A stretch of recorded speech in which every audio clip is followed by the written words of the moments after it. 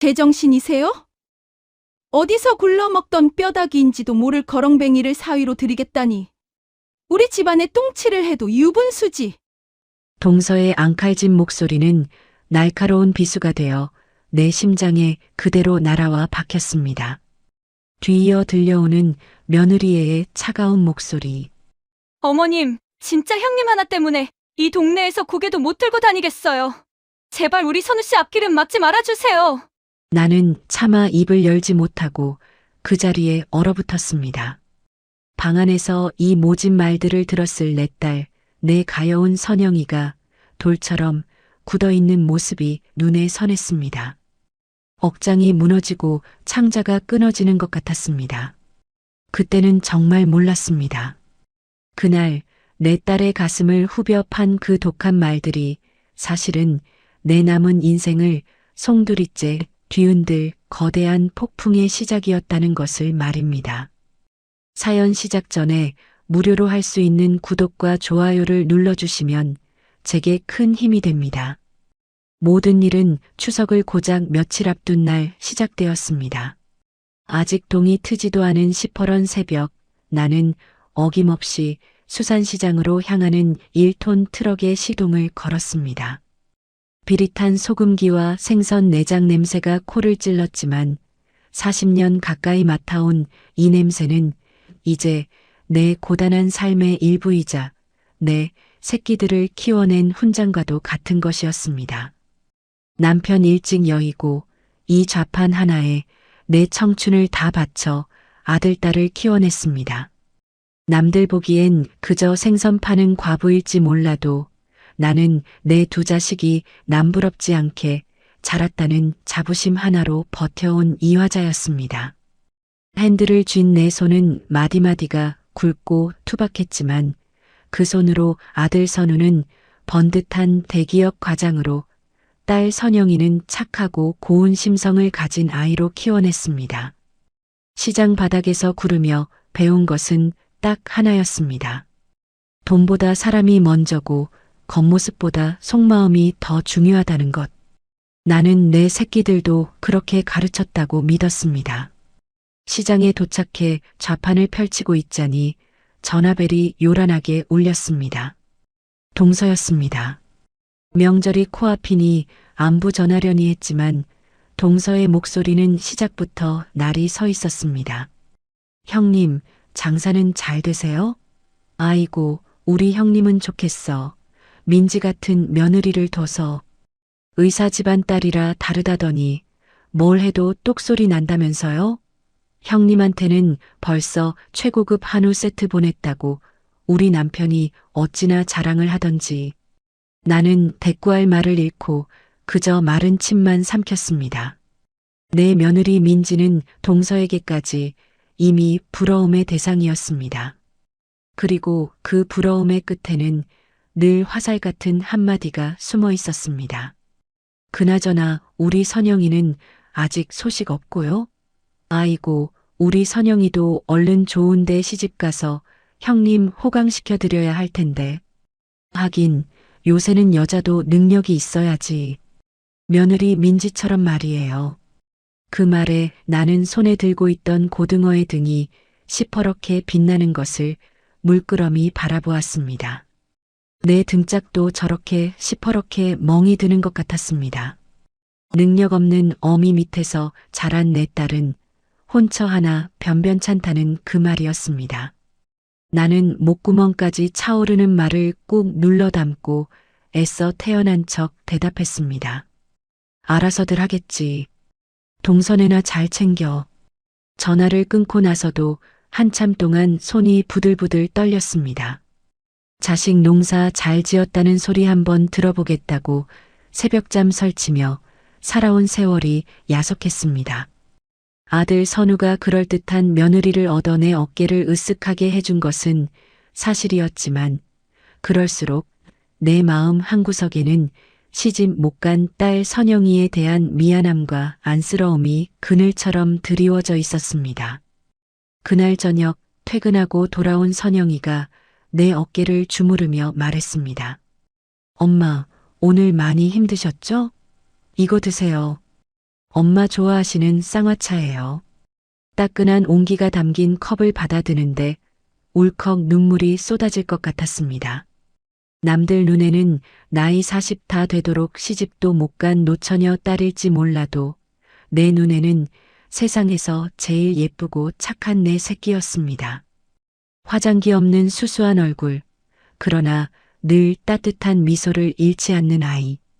직장 상사의 부당한 요구에도 묵묵히 제 할 일을 다하고 퇴근길에는 폐지 줍는 할머니의 리어카를 말없이 밀어주는 그런 아이였습니다. 나는 그런 내 딸의 진가를 세상이 몰라주는 것이 늘 속상했습니다. 선영이는 제 동생 선우가 명문대를 가고 대기업에 취직할 때마다 제 일처럼 기뻐하며 뒷바라지를 마다하지 않았습니다. 선우가 결혼할 때도 빠듯한 월급을 쪼개 동생 양복이며 며느리 될 아이의 선물까지 살뜰히 챙겼습니다. 그런 누나의 희생을 성공한 동생 내외는 과연 기억이나 하고 있을까? 엄마, 무슨 생각 그렇게 하세요? 아니다, 아무것도. 우리 딸 저녁은 먹었고? 나는 아무렇지 않은 척 딸의 머리를 쓰다듬었습니다. 차마 오늘 동서에게서 들었던 모진 말을 전할 수는 없었습니다. 그저 이 착한 아이의 마음에 또 상처 하나 보태고 싶지 않았을 뿐입니다. 며칠 뒤 나는 시장 한쪽 구석에서 딸 아이를 우연히 보게 되었습니다. 선영이는 허름한 행색의 젊은 남자를 앞에 두고 자기가 마시려던 따뜻한 커피를 건네고 있었습니다. 남자는 한눈에 봐도 거리에서 생활하는 노숙자였습니다. 며칠은 감지하는 듯 떡진 머리, 때 국물이 흐르는 옷. 나는 가슴이 철렁 내려앉았습니다. 선영아, 너 지금 뭐 하는 거냐? 엄마, 여긴 어쩐 일이세요? 아니, 저런 사람하고 뭘 안다고 말을 섞어. 저러다 해코지라도 당하면 어쩌려고. 나는 다급하게 딸의 팔을 잡아 끌었습니다. 하지만 딸은 내 손을 뿌리치고는 오히려 그 남자를 감쌌습니다. 엄마, 그러지 마세요. 이 사람 나쁜 사람 아니에요. 며칠째 아무것도 못 드셨다고 해서. 그 순간 고개를 푹 숙이고 있던 남자가 조용히 입을 열었습니다. 죄송합니다. 제가 폐를 끼쳤습니다. 이거 정말 감사합니다. 남자는 커피를 한 모금 마시더니 꾸벅 고개를 숙이고는 반대편으로 사라졌습니다. 나는 그 남자의 뒷모습을 보며 길게 한숨을 쉬었습니다. 내 딸의 저 무른 마음을 어쩌면 좋을까? 저렇게 사람을 잘 믿고 정을 주니 이 험한 세상을 어떻게 살아가려고 저러는 걸까? 그때는 그저 딸의 안전이 걱정되었을 뿐입니다. 그 남자와의 우연한 만남이 우리 가족을 거대한 소용돌이 속으로 밀어넣을 줄은 상상조차 하지 못했습니다. 그리고 문제의 추석날이 밝았습니다. 아침부터 며느리 민지가 최고급 과일 바구니를 들고 아들 선우와 함께 도착했습니다. 의사 집안 딸답게 머리부터 발끝까지 명품으로 치장한 며느리는 부엌에서 전부치기를 하고 있는 선영이를 흘끗 보더니 입을 열었습니다. 형님, 아직도 그러고 계세요? 어머님, 이런 건 이제 사람 써서 좀 하세요. 형님도 힘드시고 보는 저희도 좀 그렇네요. 그 말에 녹두전을 뒤집던 내 손이 순간 멈칫했습니다. 보는 저희도 좀 그렇다는 말. 그 말은 마치 기름때 묻은 옷을 입고 명절 음식을 하는 내 딸이 부끄럽다는 말처럼 들렸습니다. 그때 기다렸다는 듯이 동서 영숙이 도착했습니다. 어머, 이게 누구야? 우리 잘난 조카 며느리 아니셔? 아이고, 이렇게 예쁜 며느리 보셔서 형님은 참 좋으시겠어. 우리 선영이는 언제 저런 호강 한번 시켜주려나. 동서의 말은 비수처럼 날아와 내 가슴팍에 꽂혔습니다. 아들 선우는 어색하게 웃으며 아내와 숙모를 말렸지만 그들의 기세는 꺾일 줄을 몰랐습니다. 온 가족이 모인 밥상머리에서 대화의 주제는 자연스럽게 결혼하지 않은 선영에게로 향했습니다. 선영이 너도 이제 나이가 있는데 눈을 좀 낮춰야 하는 거 아니니? 제가 알아서 할게요, 숙모. 알아서 하긴 뭘 알아서 해. 내 동생은 벌써 저렇게 장가가서 잘 사는데 누나라는 애가 저러고 있으니 동생 체면이 뭐가 되겠어. 결국 묵묵히 밥을 먹던 선영이가 수저를 내려놓았습니다. 그리고 그렁그렁한 눈으로 나를 한번 쳐다보더니 조용히 자기 방으로 들어가 버렸습니다. 그 모습을 보는 내 심장은 갈기갈기 찢어지는 것 같았습니다. 그날 밤 나는 방문을 사이에 두고 흐느끼는 딸의 울음소리를 들어야만 했습니다. 방문을 열고 들어가서 괜찮다고, 다 괜찮다고, 이 어미가 있지 않냐고 등이라도 한번 두들겨주고 싶었지만 발이 떨어지지 않았습니다. 내가 해줄 수 있는 것이 아무것도 없다는 무력감에 주저앉고 싶었습니다. 나는 그저 이를 악물었습니다. 그리고 조용히 결심했습니다. 다시는 내 새끼가 저렇게 문 뒤에 숨어서 혼자 울게 두지 않겠다고. 이 어미가 무슨 수를 써서라도 내 딸의 눈물을 닦아주겠다고. 하지만 나는 몰랐습니다. 내 딸의 눈물을 닦아주려던 나의 그 처절한 결심이 오히려 내 딸이 온 집안을 발칵 뒤집어 놓을 거대한 폭탄을 터뜨리게 만드는 도화선이 될 줄은 그때는 정말 꿈에도 몰랐던 것입니다. 시끌벅적했던 명절이 폭풍처럼 지나갔습니다. 잘난 아들 내외와 동선의 식구들이 썰물처럼 빠져나간 집에는 기름 냄새와 억지 웃음의 흔적만이 씁쓸하게 남아 있었습니다. 나는 허리가 끊어질 듯 아파오는 것도 잊은 채 산더미처럼 쌓인 설거지를 했습니다.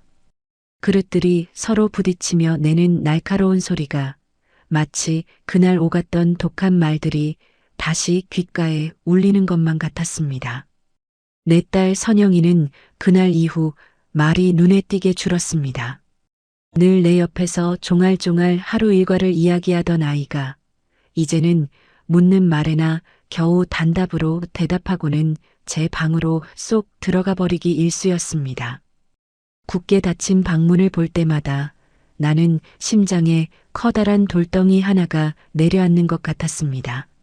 내 새끼, 지금 저 안에서 또 혼자 울고 있는 것은 아닐까? 어미가 돼서 해줄 수 있는 것이 고작 방문 앞을 서성이는 것뿐이라는 사실에 스스로가 한심해서 견딜 수가 없었습니다. 며느리에게서 전화가 왔습니다. 살갑게 어머님 잘 쉬고 계세요? 하고 묻는 목소리에는 그날의 가시 돋친 냉기는 온데간데 없었습니다. 어머님, 저희 주말에 외식이라도 할까요? 형님이랑 같이요. 그날은 저희가 너무 죄송했어요. 죄송하다는 말 한마디에 모든 것을 덮으려는 그 얄팍한 속내가 훤히 들여다 보였습니다. 나는 아무렇지 않은 척 대답했습니다. 됐다. 너희는 너희끼리 오붓하게 보내. 선영이는 내가 챙길 테니. 전화를 끊고 나니 허탈한 웃음이 나왔습니다. 자식들을 다 키워놓으면 어깨 펴고 살 줄 알았는데 세상은 내게 그리 녹록하지 않았습니다. 번듯한 아들, 의사 집안 며느리. 남들이 부러워하는 것들을 다 가졌지만 정작 내 마음은 하루도 편할 날이 없었습니다. 그 모든 화려함의 그림자 뒤에 내 아픈 손가락, 내 딸 선영이가 숨죽여 울고 있었으니까요. 그러던 어느 날부터인가 선영이에게 작은 변화가 생겼습니다. 퇴근하고 돌아오는 아이의 손에 약과나 따뜻한 음료가 들려있는 날이 잦아졌습니다. 처음에는 회사에서 간식으로 받은 것이려니 대수롭지 않게 여겼습니다. 하지만 며칠 뒤 시장에 나갔다가 나는 그 모든 것들의 주인을 알게 되었습니다. 그날이었습니다. 시장 구석 후미진 곳, 지난번에 선영이가 커피를 건네주던 바로 그 노숙자. 내 딸은 그 남자의 앞에 작은 보따리를 풀어놓고 있었습니다. 김이 모락모락 나는 밥과 집에서 내가 끓여놓은 김치찌개였습니다. 선영아. 내 목소리에 딸 아이가 화들짝 놀라 돌아봤습니다. 그 남자는 황급히 고개를 숙이며 뒷걸음질 쳤습니다. 너 지금 이게 무슨 짓이야? 내가 저런 사람이랑 어울리지 말라고 했지. 엄마 이 사람 며칠째 밥도 제대로 못 먹고 아팠대요. 그래서 그냥 집에 있는 거 조금 싸운 거예요. 이 기집애가 정신이 나갔나? 우리가 무슨 자선사업가야? 내 한 몸 건사하기도 바쁜 애가 누굴 챙겨. 당장 이리 와. 나는 막무가내로 딸의 팔을 잡아 끌었습니다. 선영이는 눈물을 글썽이며 내게 끌려오면서도 자꾸만 뒤를 돌아봤습니다.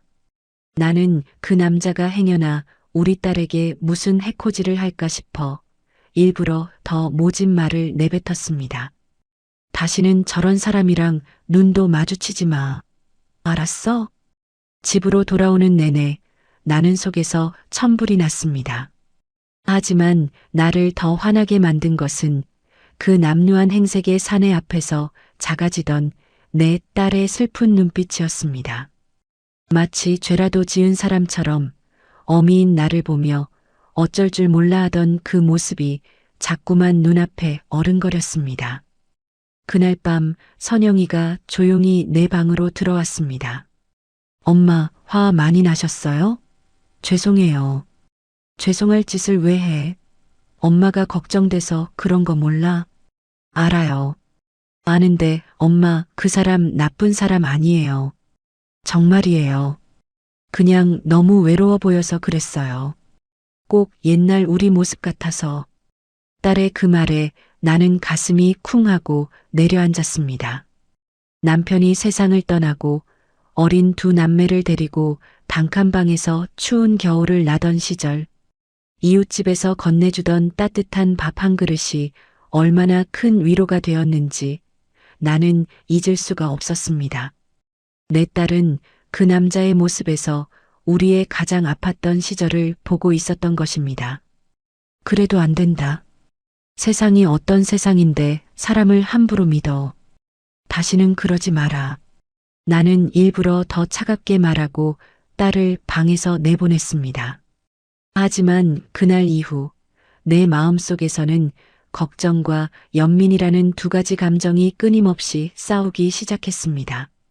딸아이의 안전이 걱정되면서도 그 아이의 따뜻한 마음을 짓밟은 것만 같아 마음이 편치 않았습니다. 결국 나는 다음 날부터 몰래 딸의 뒤를 밟기 시작했습니다. 어미의 걱정이라는 핑계 뒤에 실은 그 노숙자가 어떤 사람인지 내 눈으로 직접 확인하고 싶었는지도 모릅니다. 며칠을 지켜본 결과는 놀라웠습니다. 그 남자는 결코 먼저 구걸하는 법이 없었습니다. 누군가 돈이나 음식을 건네면 허리를 90도로 굽혀 몇 번이고 인사를 했습니다. 선영이가 음식을 가져다 주는 날에는 그것을 받아들고 한참을 망설이다가 딱 자기가 먹을 만큼만 덜어내고 나머지는 자기보다 더 늙고 병든 다른 노숙자에게 가져다 주는 것이었습니다. 하루는 길을 지나가던 아주머니가 장바구니를 떨어뜨려 과일이 길바닥에 대굴대굴 굴러갔습니다. 주변 사람들은 모두 못 본 척 지나갔지만 그 남자는 망설임 없이 달려가 흙이 묻은 과일들을 하나하나 주워 담아주었습니다. 아주머니가 고맙다며 1,000원짜리 한 장을 쥐어주려 하자 그는 손사래를 치며 한사코 마다했습니다. 나는 그 모습을 멀찍이서 지켜보며 혼란에 빠졌습니다. 남루한 행색 뒤에 숨겨진 반듯한 태도, 굶주린 배를 채우는 것보다 남을 먼저 생각하는 마음. 내가 시장 바닥에서 평생을 신조처럼 여기며 살아온 사람의 도리를 바로 저 남자가 온몸으로 보여주고 있었습니다. 그의 눈은 한 번도 탐욕이나 비굴함으로 빛난 적이 없었습니다. 그저 깊이를 알 수 없는 슬픔과 그럼에도 불구하고 꺾이지 않은 선량함만이 담겨 있을 뿐이었습니다. 내 마음속에서 걱정이라는 감정이 조금씩 연민으로 바뀌어가고 있었습니다. 그리고 운명의 그날이 오고야 말았습니다. 마침 동네에 새로 생긴 백화점에서 세일을 한다고 동서 영숙이 잔뜩 멋을 부리고 나타났습니다. 동서는 우리 집에 들러 며느리 민지와 함께 쇼핑을 가겠다며 나를 들들 볶았습니다. 형님, 민지 아직이에요? 백화점 문 닫겠네. 기다려봐. 금방 온다고 했으니. 바로 그때였습니다. 동네 골목 어귀에서 내 딸 선영이가 그 남자와 이야기를 나누는 모습이 동서의 눈에 정확히 포착된 것입니다. 그날따라 선영이는 자기가 입던 겨울 외투까지 그에게 건네주고 있었습니다. 동서의 눈이 가늘어지며 교활한 빛으로 번뜩였습니다. 그 표정은 먹잇감을 발견한 하이에나의 그것과 조금도 다르지 않았습니다. 어머머, 저거 선영이 아니야? 형님, 저것 좀 봐. 세상에 남자한테 옷까지 벗어주네. 쟤 아주 단단히 미쳤나 봐. 세상에. 저런 거렁뱅이랑 눈이 맞아서 히히덕거리는 꼴 좀 봐. 저러니 시집을 못 가지. 아이고 망신이야. 망신. 동서는 기다렸다는 듯이 핸드폰을 꺼내들어 그 장면을 찍기 시작했습니다. 그리고는 곧바로 어딘가로 전화를 걸어 방금 자기가 목격한 충격적인 장면을 온갖 살을 붙여 떠벌리기 시작했습니다. 예, 너 그거 들었니? 우리 형님네 딸 말이야. 글쎄, 동네 거렁뱅이랑 눈이 맞아서 살림을 차렸다지 뭐니. 대낮부터 남자한테 옷을 벗어주는데 아주 가관도 아니야. 나는 그 자리에 얼어붙어 아무 말도 할 수가 없었습니다. 아기에 가득 찬 동서의 목소리가 동네 전체에 울려 퍼지는 것만 같았습니다.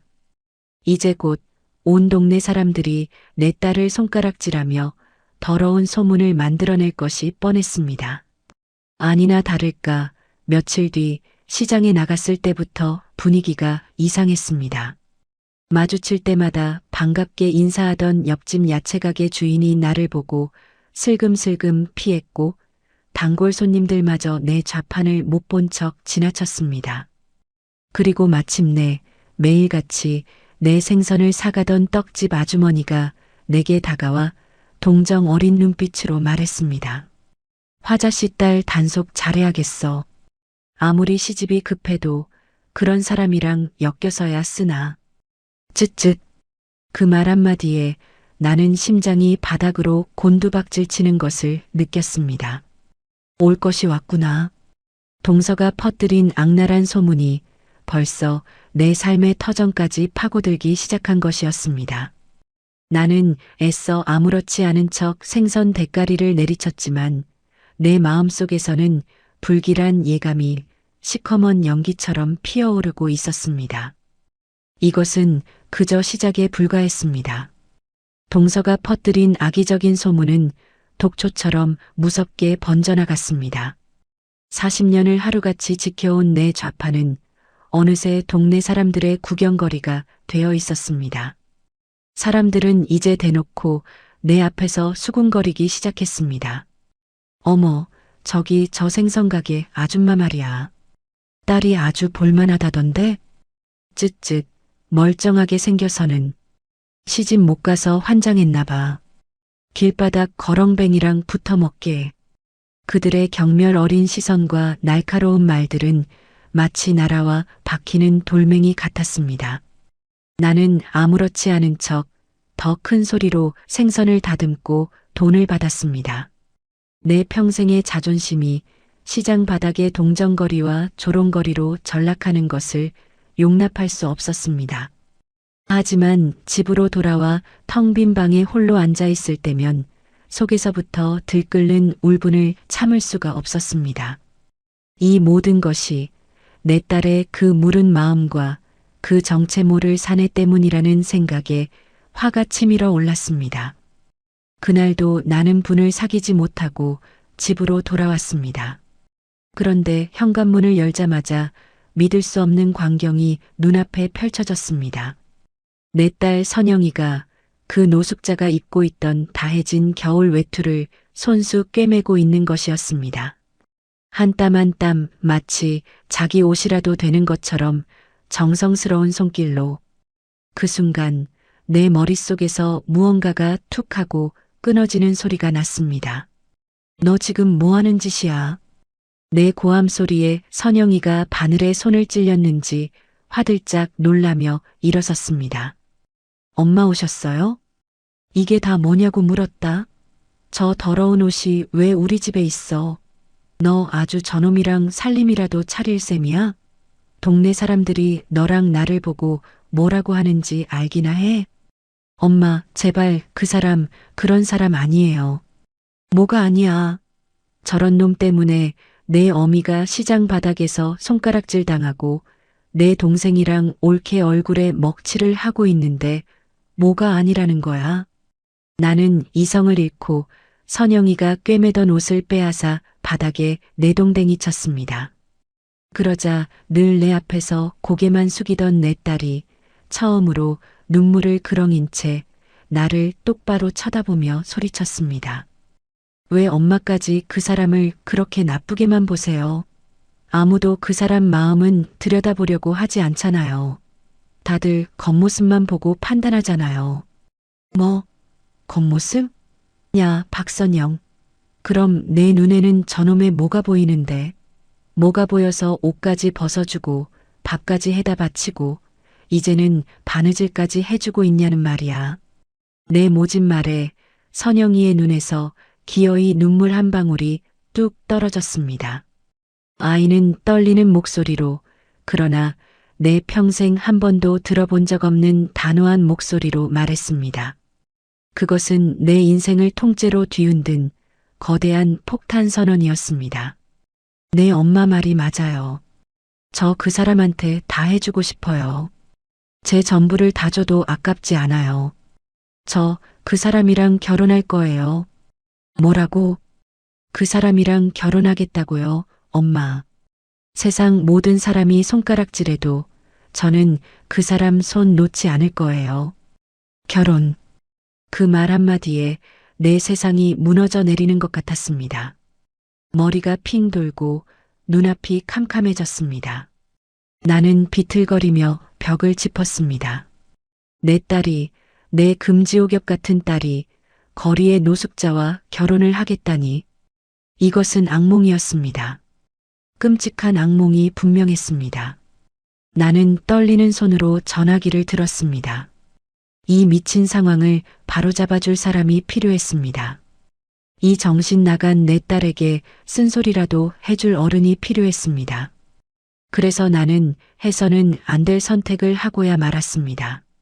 남동생, 그러니까 동서 영숙의 남편에게 전화를 건 것입니다. 아니나 다를까 전화를 받은 것은 동서였습니다. 형님? 이 밤중에 웬일이세요? 나는 자초지종을 설명했습니다.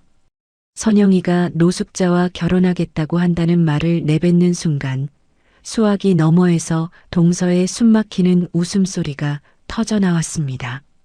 푸아, 뭐요? 결혼? 세상에 형님, 내가 뭘 했어요? 걔 단단히 미쳤다니까.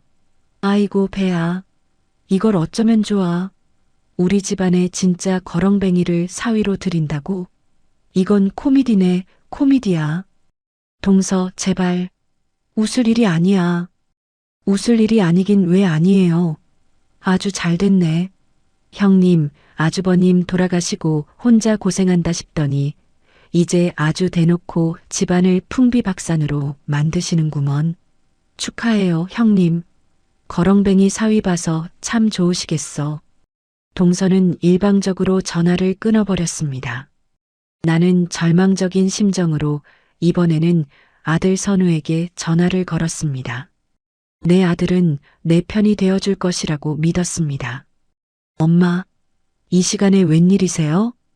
선우야, 큰일 났다. 내 누나가 이상한 소리를 한다.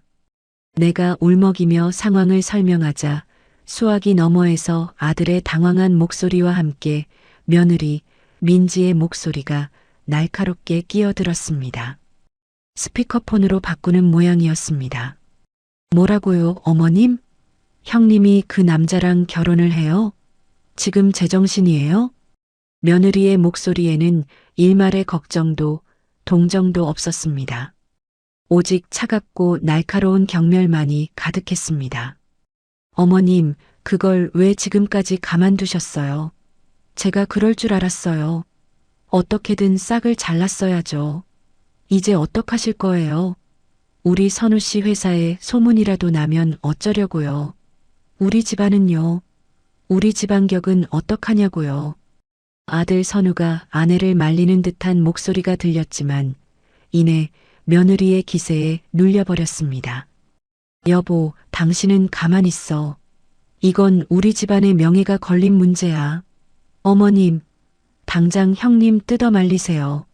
만약 그 결혼 진행하시면 저희는 이제 명절에도 어머님 생신에도 찾아뵐 수 없어요.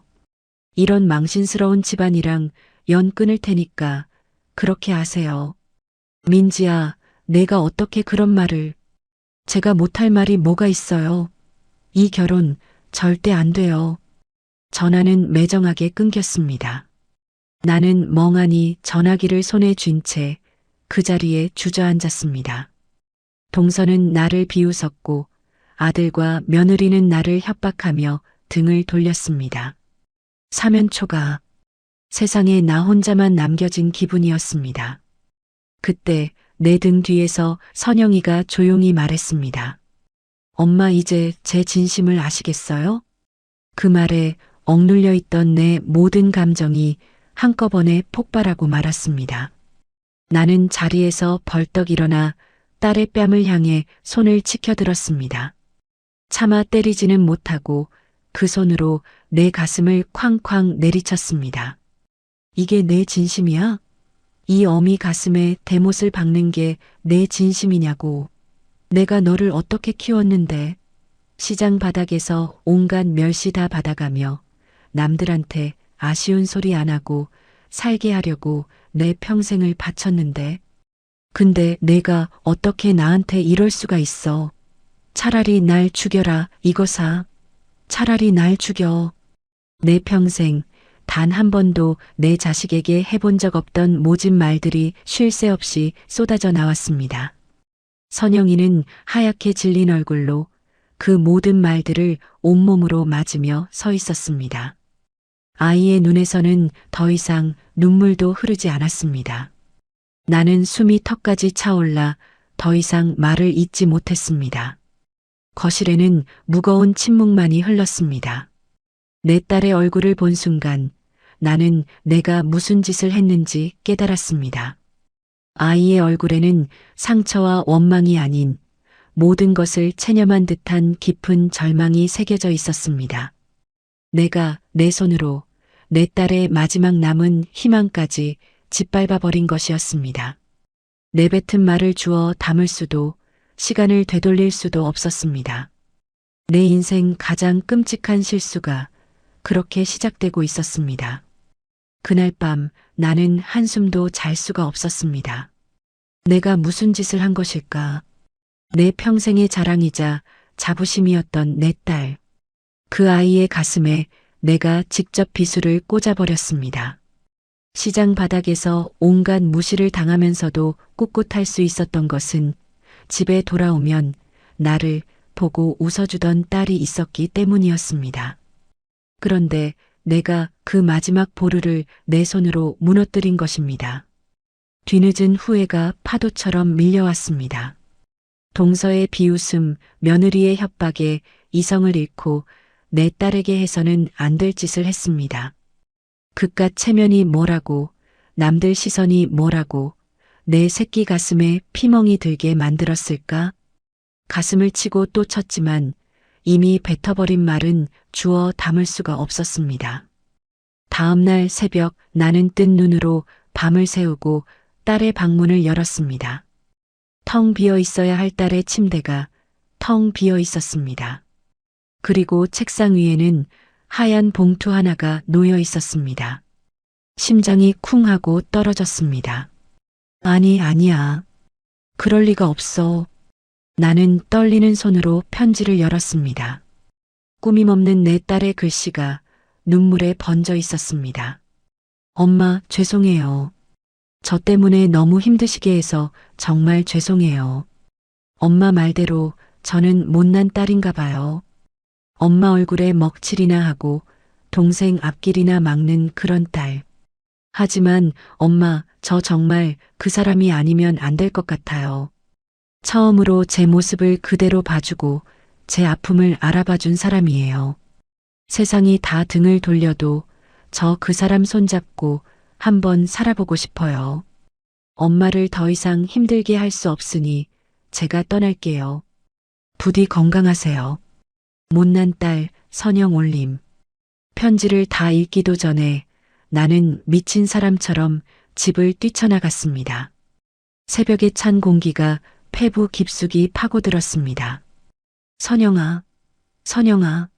목이 터져라 딸의 이름을 불렀지만 돌아오는 것은 텅 빈 골목의 메아리뿐이었습니다. 어디로 가야 하나? 이 아이가 어디로 갔을까? 머릿속이 하얗게 비어버렸습니다. 그 순간 내 머릿속에 한 사람이 떠올랐습니다. 그 남자. 내 딸이 모든 것을 버리고 가려고 했던 그 남자. 나는 시장 구석, 그 남자가 늘 머물던 곳으로 달려갔습니다.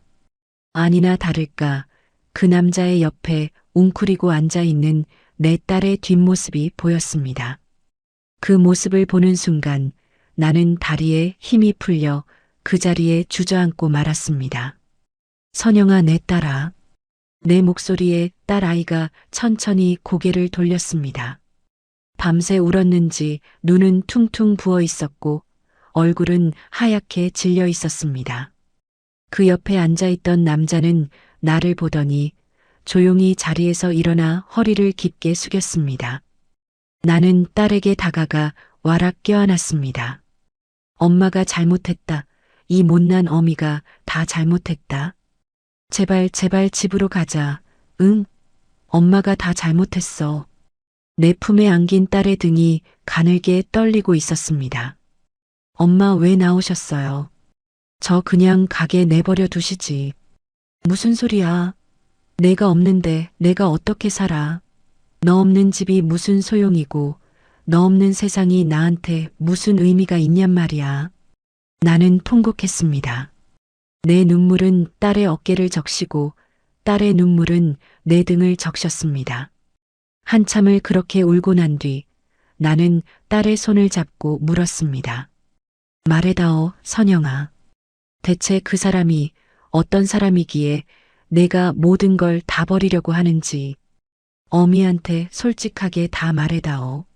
내 딸 선영이는 조용히 고개를 들어 그 남자를 바라보았습니다. 그리고는 나를 보며 상상조차 하지 못했던 이야기를 꺼냈습니다.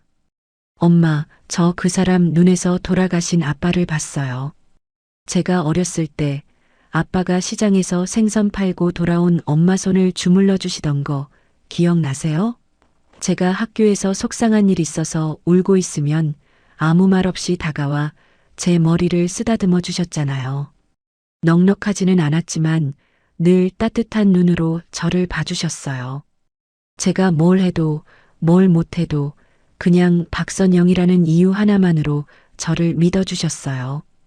딸의 목소리가 가늘게 떨리고 있었습니다. 아빠 돌아가시고 저는 늘 혼자라고 생각했어요. 엄마는 저와 동생을 키우시느라 늘 바쁘셨고 동생은 자기 인생 사느라 바빴죠. 저는 늘 괜찮은 척, 아무렇지 않은 척, 강한 척 해야 했어요. 그런데 저 사람이 처음으로 제게 물어봐 줬어요. 어디 아픈 데는 없냐? 무슨 힘든 일 있냐고요. 그리고 제 눈을 보고 말했어요. 당신 참 좋은 사람인데 왜 그렇게 슬픈 눈을 하고 있냐고요. 그 말을 듣는 순간 제 안에 꽁꽁 얼어붙었던 무언가가 녹아내리는 것 같았어요. 아빠 이후로 처음이었어요. 누군가 제 마음을 들여다봐 준 건 나는 아무 말도 할 수가 없었습니다. 내 딸이 그동안 얼마나 외로웠을까. 어미인 나조차도 그 아이의 깊은 속마음을 헤아려 주지 못했습니다. 그저 시집 못 간 노처녀 딸이라고 구박만 했지 그 아이가 왜 웃음을 잃었는지는 단 한 번도 진심으로 물어봐 주지 않았습니다. 나는 조용히 고개를 돌려 그 남자를 보았습니다. 남자는 여전히 아무 말 없이 그저 슬픈 눈으로 우리 모녀를 지켜보고 있었습니다. 그 순간 나는 깨달았습니다. 저 남자의 남루한 행색 뒤에 숨겨진 진심을 내 딸은 이미 오래전부터 알고 있었던 것입니다. 나는 자리에서 일어나 그 남자에게 다가갔습니다. 내 딸 우리 선영이한테 진심이요? 남자는 한참을 망설이다가 나를 똑바로 쳐다보며 말했습니다. 네, 어머님. 제 모든 것을 걸고 진심입니다. 제가 가진 것이 아무것도 없어서 이런 말씀을 드릴 자격조차 없다는 것을 압니다. 하지만 따님을 세상에서 가장 행복한 여자로 만들어주고 싶습니다. 그의 목소리에는 조금의 거짓도 꾸밈도 없었습니다. 나는 그 눈을 보며 내 딸의 선택이 틀리지 않았음을 직감했습니다. 나는 조용히 손을 내밀어 그 남자의 손을 잡아주었습니다. 일어나게. 이런 데서 이러고 있지 말고. 집으로 돌아오는 길 나는 아무 말도 하지 않았습니다. 하지만 내 마음속에서는 이미 거대한 결심이 서고 있었습니다. 집에 도착하자마자 전화벨이 울렸습니다. 며느리 민지였습니다. 어머님, 형님 찾으셨어요? 제가 그럴 줄 알았어요. 아주 집안 망신은 혼자 다 시키고. 그래서요, 그 남자랑 헤어지겠대요?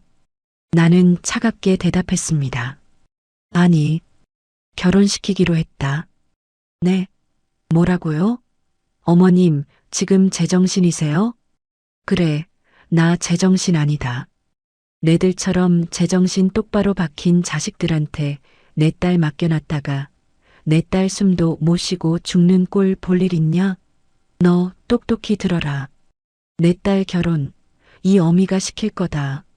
세상 모든 사람이 손가락질해도 내가 내 딸 손잡고 시집 보낼 거다. 그때 수화기 너머로 아들 선우의 목소리가 들렸습니다. 엄마, 제발 제 체면 좀 생각해 주세요. 회사의 제 동료들이 장인어른 장모님이 이걸 알면 제 얼굴을 어떻게 들고 다녀요? 아들의 그 말에 나는 마지막 남은 이성의 끈을 놓아버렸습니다. 내 체면? 내 장인 장모? 그래서 내 누나는 죽어도 상관없다는 말이냐? 이놈아, 내가 그러고도 내 아들이야? 내 누나가 벌어다 준 돈으로 대학 가고 내 누나가 챙겨준 양복 입고 장가간 놈이 이제 와서 누나를 버려? 이화자, 너한테는 자식 잘못 키운 죄밖에 없다. 나는 울부짖었습니다. 너희 같은 자식 이제 필요 없다. 내 딸 건드리는 것들은 그게 내 아들이든 며느리든 내가 가만 안 둬. 그러니 너희는 너희 잘난 체면 지키면서 잘 먹고 잘 살아라. 다시는 내 앞에 나타나지 마. 나는 전화기를 바닥에 내동댕이 쳐버렸습니다. 거실에는 전화기가 박살나는 요란한 소리가 울려 퍼졌습니다. 내 딸 선영이가 놀라 나를 쳐다봤지만 나는 오히려 후련했습니다. 나는 내 딸의 두 손을 꼭 잡았습니다.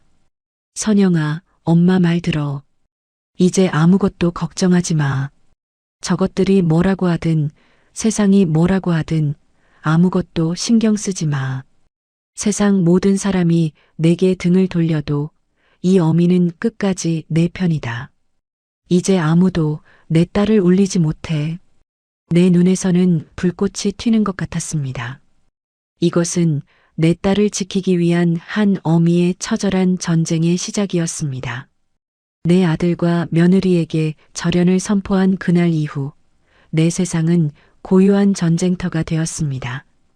전화기는 더 이상 울리지 않았고 닫힌 현관문은 세상과의 단절을 의미하는 거대한 벽처럼 느껴졌습니다. 하지만 이상하게도 마음은 평온했습니다.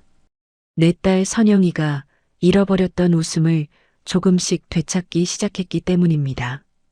내 옆에서 조잘거리며 결혼 준비 이야기를 하는 딸의 얼굴을 보고 있노라면 내가 치러야 할 이 전쟁이 조금도 두렵지 않았습니다. 엄마, 웨딩드레스는 안 입어도 괜찮아요. 그냥 제일 아끼는 원피스 입고 할래요. 무슨 소리야? 여자가 평생 한 번 입는 웨딩드레스인데 엄마가 어떻게든 해줄게. 하지만 현실은 냉혹했습니다. 나는 평생 모아온 적금을 깨서 딸의 결혼 자금을 마련하려 했습니다. 내 딸에게 남들처럼 화려하지는 않아도 작고 예쁜 결혼식 하나는 꼭 해주고 싶었습니다. 하지만 노숙자 사위를 본다는 소문은 이미 동네 전체에 쫙 깔린 뒤였습니다.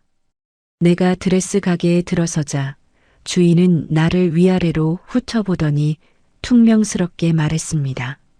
우리 가게는 비싸요. 시장에 가면 싼 데 많으니까 거기로 가보세요.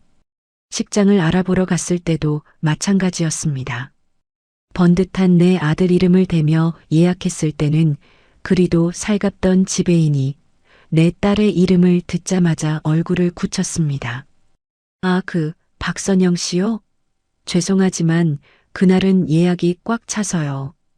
그들의 눈빛은 말하고 있었습니다. 당신네 같은 사람들한테는 빌려줄 방 없다고. 문전박대를 당하고 돌아서는 길, 내 등 뒤로 그들의 비웃음 소리가 들리는 것만 같았습니다. 나는 주먹을 꽉 쥐었습니다. 서러웠지만 여기서 무너질 수는 없었습니다. 내 뒤에는 내 선택만을 믿고 따라오는 내 딸과 그 착하디착한 사위될 아이가 있었습니다. 사위될 아이 민수는 매일같이 내 좌판으로 찾아와 일을 도왔습니다. 나는 처음에는 손사래를 치며 말렸지만 그는 묵묵히 생선 상자를 나르고 바닥을 쓸고 손님들에게 허리를 굽혀 인사했습니다. 그의 성실한 모습에 처음에는 나를 피하던 시장 사람들도 조금씩 마음을 열기 시작했습니다. 화자씨, 사위 될 사람이라며? 행색은 저래도 사람은 참 진국 같네. 그러게 말이야. 말없이 굳은 일만 도맡아 하는 게 꼭 옛날 우리 남편 보는 것 같아. 나는 그 말이 싫지 않았습니다. 민수는 말이 없는 아이였지만 그의 행동 하나하나에는 깊은 진심이 담겨 있었습니다. 내가 허리가 아프다고 하면 어디선가 따뜻한 찜질팩을 구해왔고 내가 끼니를 걸으면 뜨거운 국밥 한 그릇을 말없이 내 앞에 내려놓곤 했습니다. 결혼식이 며칠 앞으로 다가왔을 때 동서 영숙이 시커먼 얼굴로 나를 찾아왔습니다. 형님, 정말 이 결혼 시킬 거예요? 지금이라도 늦지 않았어요. 저 거렁뱅이한테 얼마 쥐어주고 당장 쫓아내요. 내가 돈 보태줄게. 내 딸 혼삿길에 돈 보탤 생각 말고 동서 입단속이나 잘해. 한 번만 더 내 사위 될 아이한테 거렁뱅이니 뭐니 그딴 소리 짓거리면 그땐 내가 동서 머리끄덩이 잡고 안나. 내 살벌한 기세에 동서가 주춤거리며 물러섰습니다. 동서가 돌아가고 난 뒤 이번에는 아들 선우와 며느리 민지가 찾아왔습니다. 한 손에는 고급 과일 바구니를 들고 있었지만 두 사람의 얼굴은 잔뜩 굳어 있었습니다. 엄마, 저희가 잘못했어요. 제발 화 푸세요. 네. 대신 누나 결혼은 다시 한번 생각해 보시면 안 될까요? 아들의 회유에 며느리가 날카롭게 말을 보탰습니다. 어머님, 저희도 이렇게까지 하고 싶지 않았어요. 근데 이건 정말 아니잖아요. 저희 다음 달에 처가 식구들이랑 다 같이 해외여행 가기로 했는데 이 결혼 강행하시면 저희는 어머님이랑 인연 끊었다고 말씀드릴 수밖에 없어요. 그럼 저희 체면이 뭐가 돼요? 나는 기가 막혀서 헛웃음이 나왔습니다. 저들의 머릿속에는 오직 자신들의 체면과 입장밖에 없었습니다. 그래, 잘 생각했다. 너희는 너희 체면 잘 지키면서 살아. 나는 내 딸 행복 지키면서 살 테니 그 과일 바구니 도로 가져가라. 너희처럼 속 시커먼 것들이 사온 건 먹었다가 체할 것 같으니. 내 단호한 말에 아들과 며느리는 결국 아무 말도 못하고 독이 오른 얼굴로 돌아갔습니다. 그들의 뒷모습을 보며 나는 마음속으로 아들과의 인연이 오늘로써 끝났음을 직감했습니다. 가슴 한쪽이 아려왔지만 후회는 없었습니다. 마침내 결혼식 날이 밝았습니다. 나는 동네 작은 교회 한쪽을 빌려 조촐한 결혼식장을 꾸몄습니다. 하객이라고는 평생을 함께한 시장 상인 몇몇과 민수의 사정을 알고 안쓰럽게 여긴 교회 목사님 내외가 전부였습니다. 텅 빈 의자들이 마치 우리를 향한 세상의 차가운 시선을 보여주는 것만 같았습니다. 나는 밤새 내 손으로 다림질한 하얀 원피스를 입은 딸의 손을 꼭 잡았습니다. 선영아, 미안하다.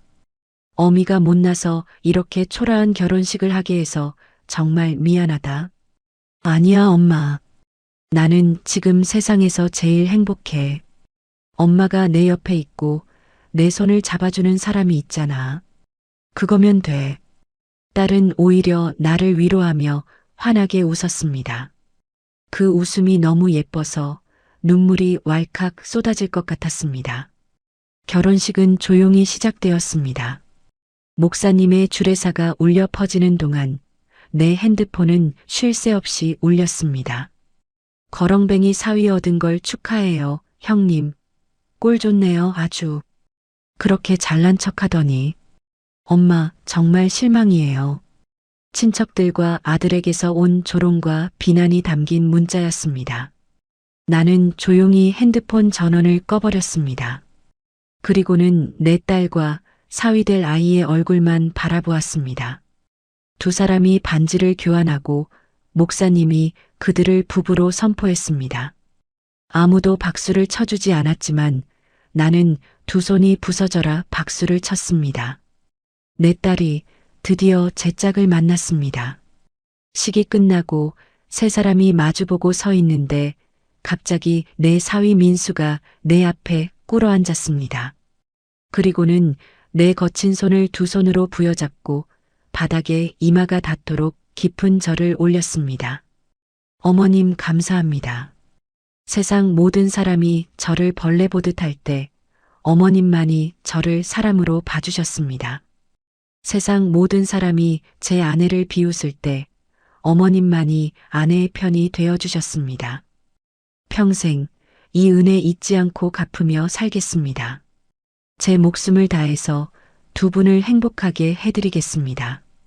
진심이 담긴 그의 목소리가 조용한 교회 안에 울려 퍼졌습니다.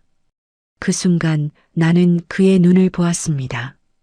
그 눈에는 눈물이 가득 고여 있었지만 그보다 더 강렬한 책임감과 결의가 불꽃처럼 타오르고 있었습니다.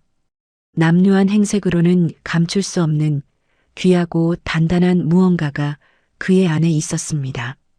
나는 그제야 깨달았습니다. 내가 내린 선택이 결코 틀리지 않았다는 것을. 나는 내 아들을 잃었을지 모르지만 그 대신 진정한 아들을 얻었습니다. 나는 눈물을 흘리며 사위를 일으켜 세웠습니다. 일어나게, 박서방. 자네 같은 아들을 얻었는데 내가 뭐가 더 부러울 게 있겠나? 이제 우리가 자네의 가족이야. 그러니 아무 걱정 말고 우리 선영이 손 꽉 잡고 행복하게 살기만 하게. 우리는 서로를 부둥켜 안고 한참을 울었습니다. 그것은 서러움의 눈물이 아니었습니다. 서로의 상처를 보듬고 새로운 희망을 확인하는 기쁨의 눈물이었습니다. 그날 밤 나는 왠지 모를 불안감에 잠을 설쳤습니다. 정말 이대로 우리는 행복해질 수 있을까? 내 사위는 정말 저 착한 마음 하나만으로 내 딸을 평생 지켜줄 수 있을까? 하지만 나는 이내 고개를 저었습니다. 나는 보았습니다. 그의 눈에 담긴 진심을. 나는 믿기로 했습니다. 내 딸의 선택과 내 사위의 그 진실한 눈빛을.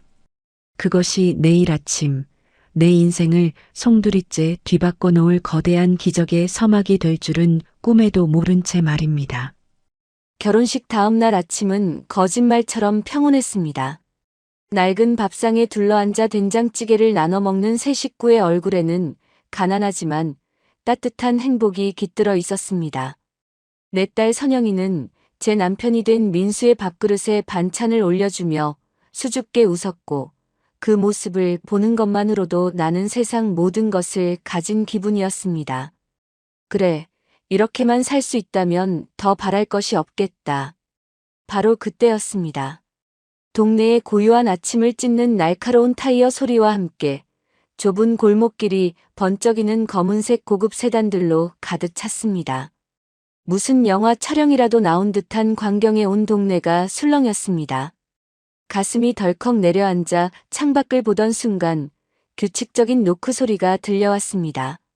문을 열자 머리부터 발끝까지 완벽한 양복 차림의 중년 남자가 깍듯하게 허리를 숙였습니다. 처음 뵙겠습니다.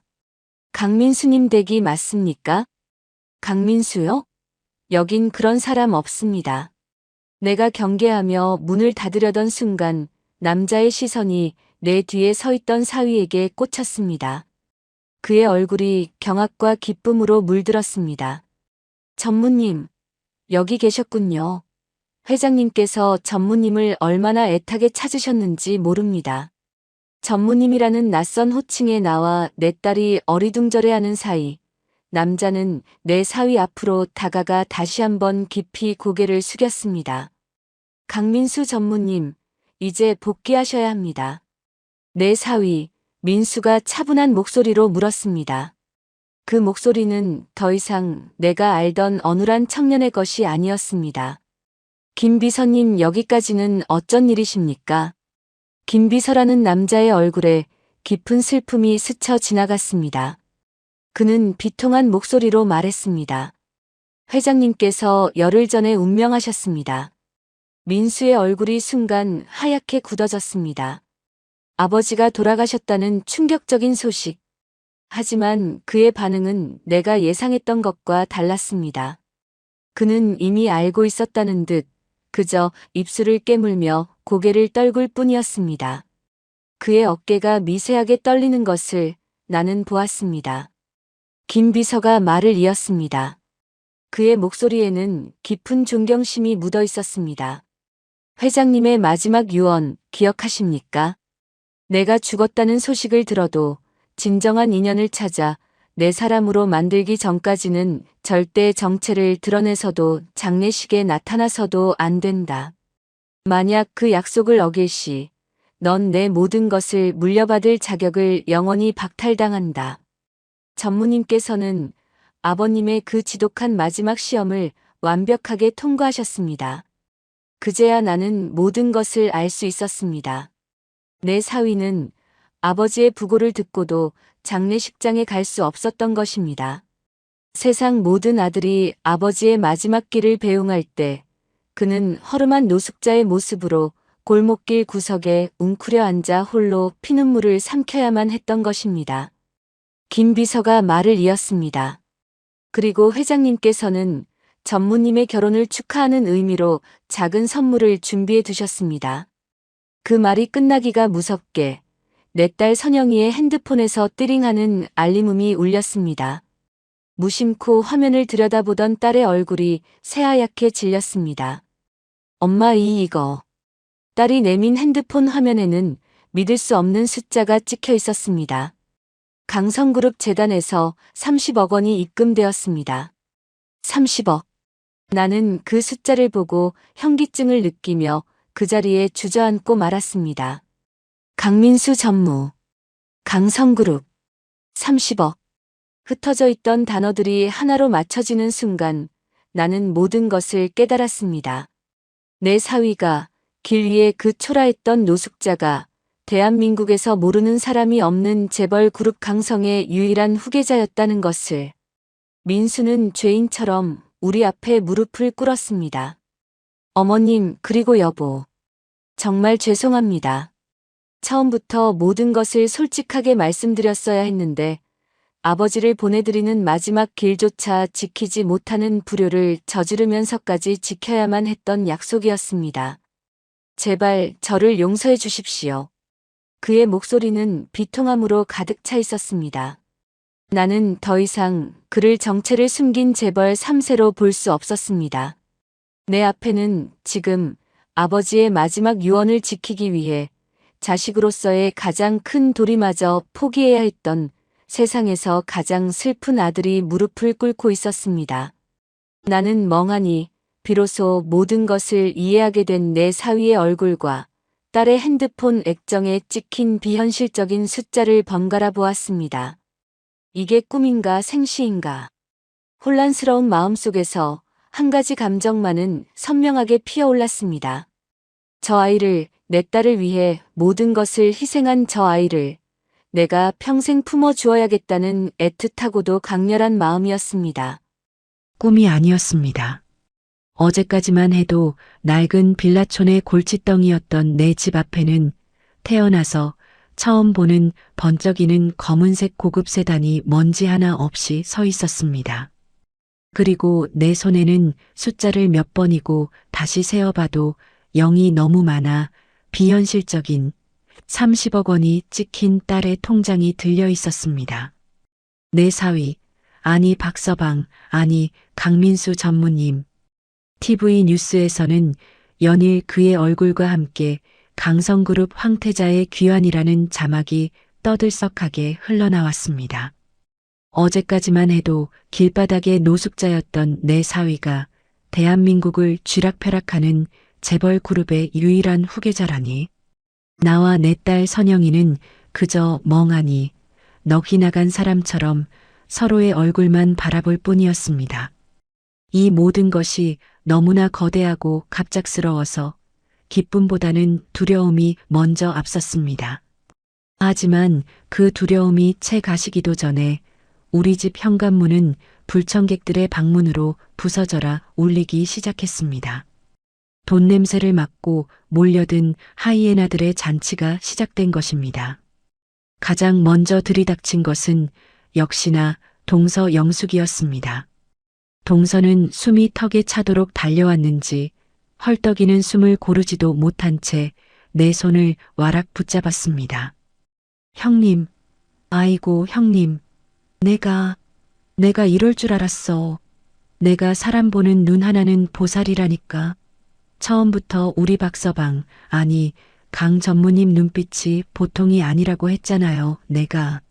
나는 기가 막혀서 아무 말도 할 수가 없었습니다. 어디서 굴러먹던 뼈다귀인지도 모를 거렁뱅이라며 침을 뱉던 사람이 이제 와서 자기가 다 알아봤다고 너스레를 떠는 그 뻔뻔함에 헛웃음만 나왔습니다. 동서는 아랑곳하지 않고 내 옆에 서 있는 사위에게 달려가 어깨를 툭툭 치며 아양을 떨었습니다. 아이고, 우리 조카 사위. 그동안 고생 많았지? 이 숙모가 다 자네 됨됨이 시험해 보려고 일부러 모질게 대한 거야. 옥석을 가리려면 당금질이 필요한 법 아니겠어? 하하. 그때 동서의 뒤를 따라 다른 친척들이 우르르 몰려들어왔습니다. 어제까지만 해도 꼴 좋다며 조롱 섞인 문자를 보내던 바로 그 얼굴들이었습니다.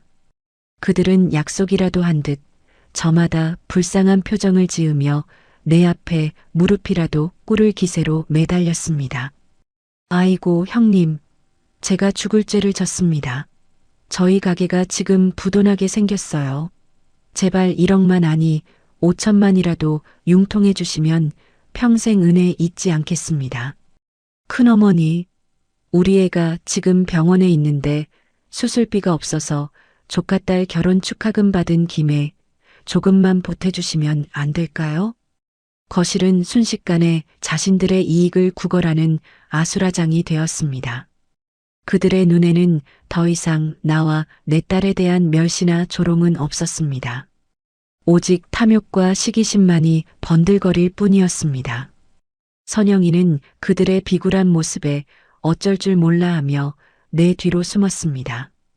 나는 아무 말 없이 그들의 추악한 연극을 지켜보았습니다. 내 딸이 평생 무시당하고 상처받을 때는 철저히 외면하고 조롱하던 인간들이 이제 와서 돈 몇 푼 때문에 저렇게까지 비참하게 무너지는 꼴이 역겨워서 참을 수가 없었습니다. 그리고 바로 그때 현관문이 다시 열리며 가장 보고 싶지 않았던 두 사람이 들어섰습니다. 내 아들 선우와 며느리 민지였습니다. 두 사람은 마치 죄인이라도 된 것처럼 고개를 푹 숙이고 있었습니다. 며느리 민지는 눈물까지 글썽이며 내 딸 선영이의 손을 잡으려고 했습니다. 형님, 저희가 정말 죽을 죄를 지었어요. 저희가 생각이 너무 짧았어요. 형님이 이렇게 대단한 분을 알아보실 줄도 모르고 정말 죄송해요. 선영이가 질색하며 손을 빼자 이번에는 아들 선우가 내 앞에 다가와 무릎을 꿇었습니다.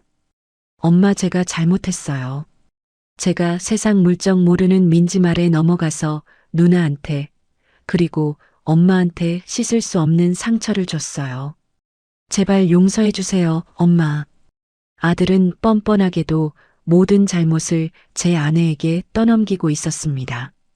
그 모습을 본 며느리 민지의 얼굴이 순간 굳어지는 것을 나는 놓치지 않았습니다. 저것들은 저렇게 서로를 물어뜯으며 자신들의 이익만을 챙기려는 똑같은 인간들이었습니다. 민지는 금세 표정을 바꾸고 다시 애처로운 얼굴로 사위의 팔에 매달렸습니다. 아주버님, 아니 전무님, 저희 남편이 전무님 회사랑 관련된 일을 하고 있는데 이번에 승진 심사가 있거든요. 전무님이 한 말씀만 잘해주시면 네, 저희도 다 가족이잖아요. 나는 더 이상 듣고 있을 수가 없었습니다.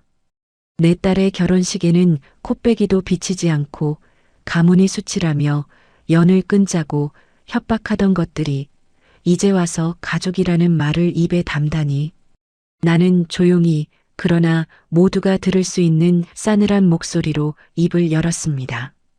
다들 왔구나. 어서들 와. 마침 잘 됐네.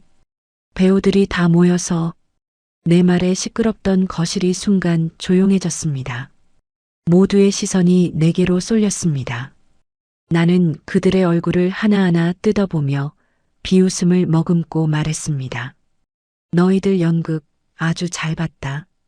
숙모의 해안도 잘 봤고 조카의 눈물겨운 사정도 잘 들었고 내 아들의 후회와 며느리의 내조까지 아주 감동적이어서 눈물이 다 날 지경이야. 내 목소리는 얼음장처럼 차가웠습니다. 그래서 본론이 뭐야?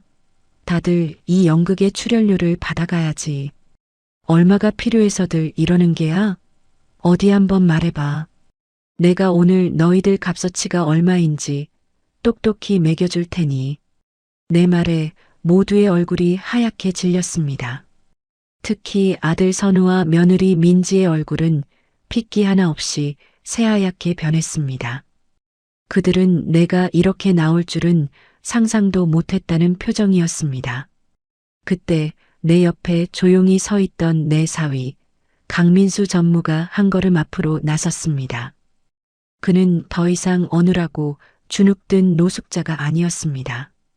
그는 내 어깨를 부드럽게 감싸 안으며 모두를 향해 나지막하지만 서슬퍼런 목소리로 말했습니다. 그만들 하시죠. 저희 장모님과 제 아내가 많이 불편해하십니다. 하실 말씀들은 모두 저희 그룹 법무팀을 통해서 정식으로 전달해 주시기 바랍니다. 법무팀이라는 말에 친척들의 얼굴은 사색이 되었습니다. 사위는 싸늘한 눈으로 그들을 훑어본 뒤 나를 보며 부드럽게 미소 지었습니다. 어머님, 이제 이런 시끄러운 일들은 제가 다 알아서 처리하겠습니다. 어머님께서는 그냥 이 모든 상황을 편히 즐기시기만 하면 됩니다. 나는 내 사위의 든든한 등을 바라보았습니다. 그리고 돈 냄새를 맡고 몰려든 하이에나 같은 저 인간들을 차갑게 쏘아보았습니다. 그렇다. 연극은 이제 끝났다.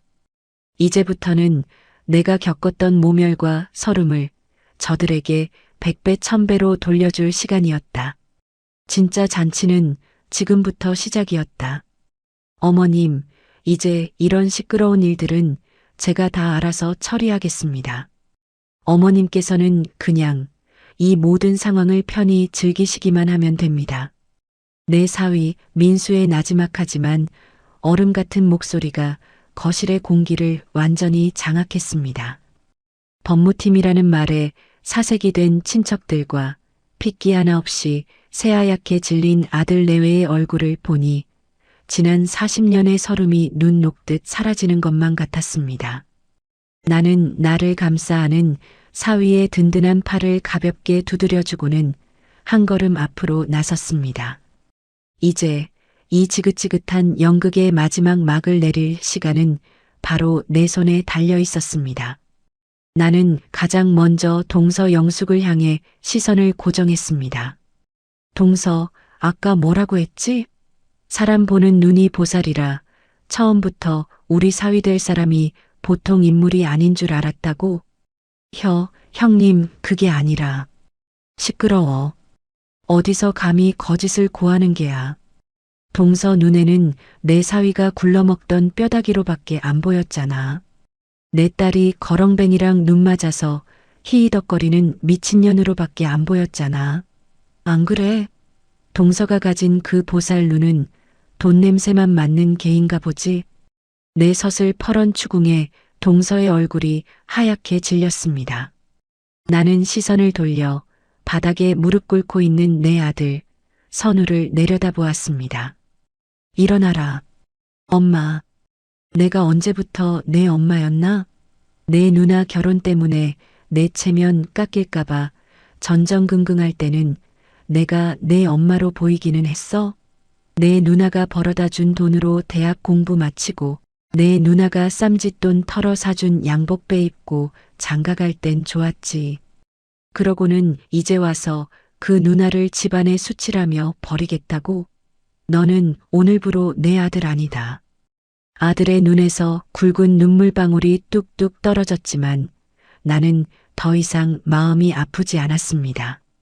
나는 마지막으로 며느리 민지를 쏘아보았습니다. 그리고 너, 우리 똑똑한 며느님. 내가 그랬지? 이 결혼 진행하면 나랑 연 끊겠다고. 어디 한번 끊어보거라.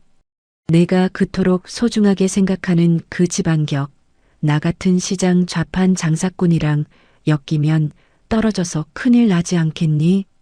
안 그러냐? 어머님, 제가 잘못했어요.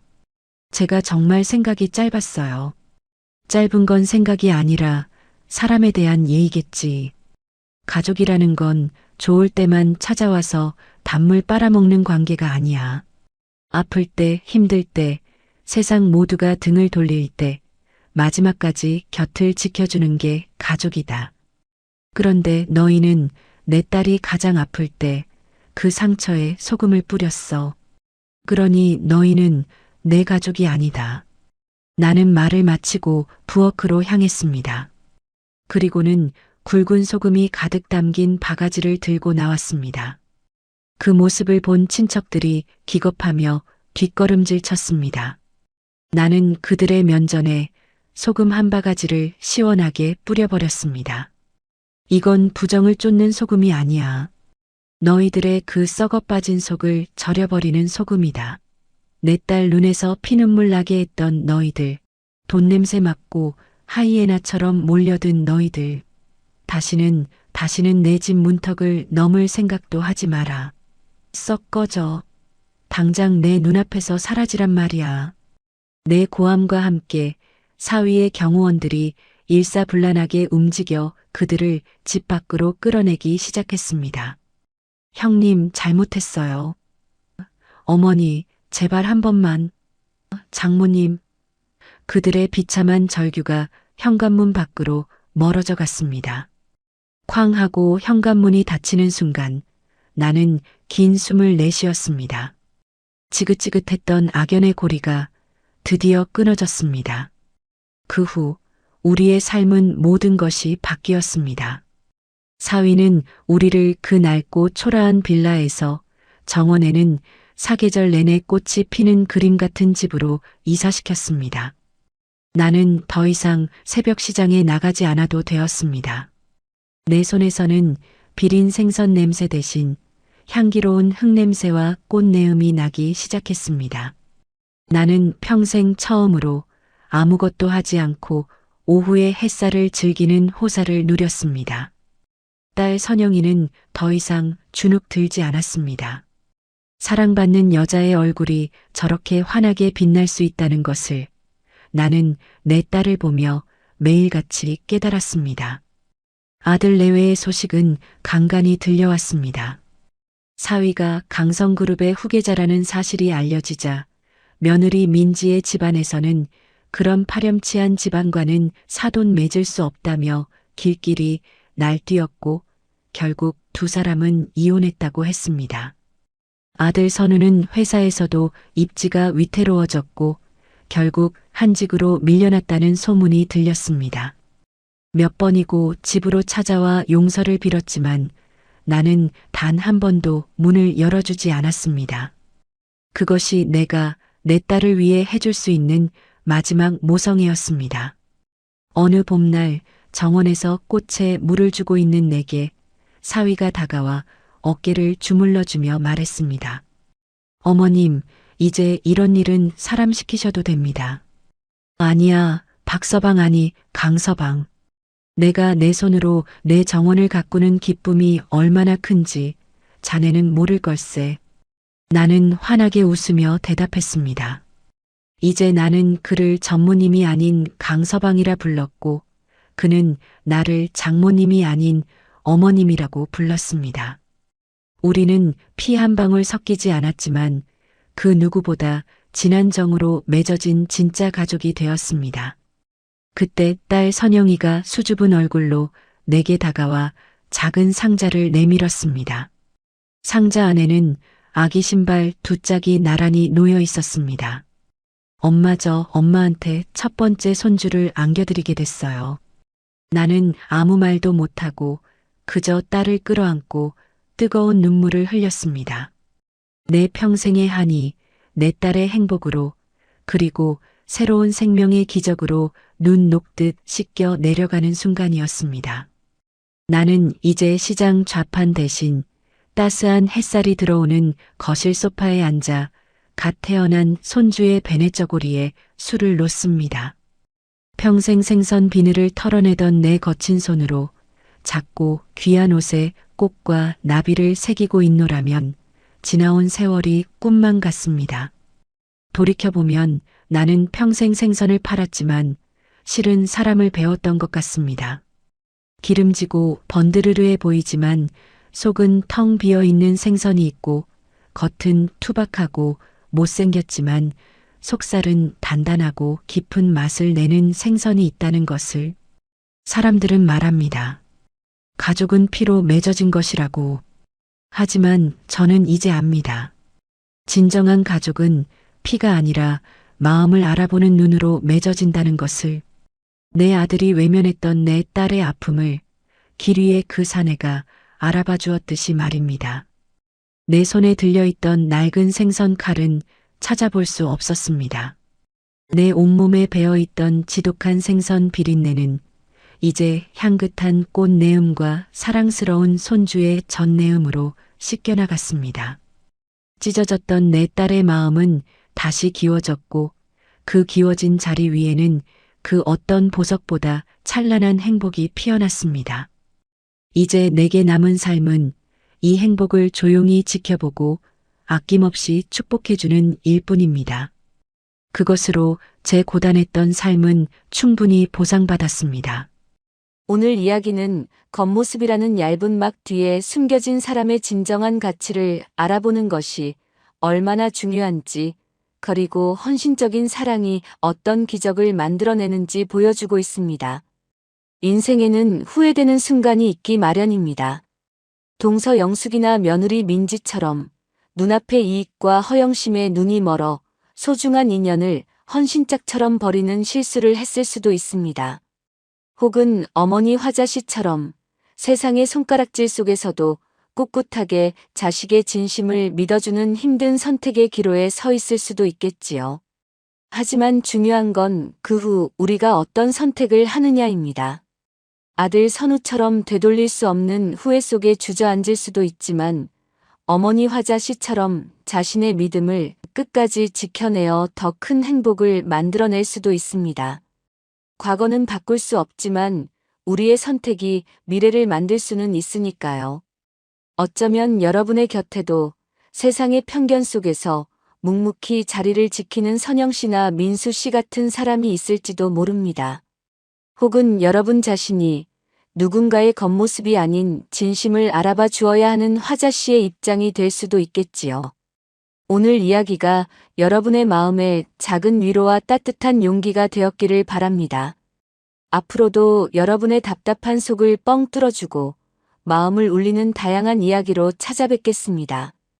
여러분의 하루가 따뜻한 위로로 가득하길 바랍니다.